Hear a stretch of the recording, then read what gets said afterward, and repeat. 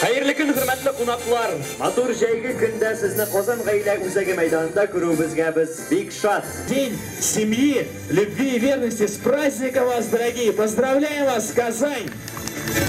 Кем бы мы ни были, где бы мы ни работали, какие бы должности не занимали, любой успех в жизни зависит от того, насколько мы счастливы в семье. Бүген гаилә, мәхәббәт һәм тугрылык көне. Без шул уңайдан Сабантуй журналы һәм белән Татмеди белән барыбыз да шушы чараны якларга дип чыктык монда бирегә бүген.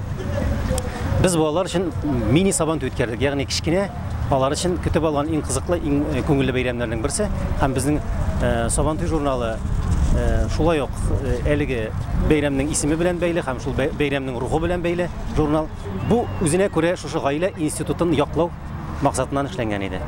Бөтен яшьләргә яңа гаилә құру өчен чын мәхәббәт, чын тугрылык, чын татар гаиләсе құруга зур омтылыш була торган бер көннәрнең булырга, бер стимул булырга тиеш дип саныйм мин. Шушы бәйрәмне күреп, рухланып, безнең Татарстаныбызда халык тагында, татарлар саны тагында артыр дип санам.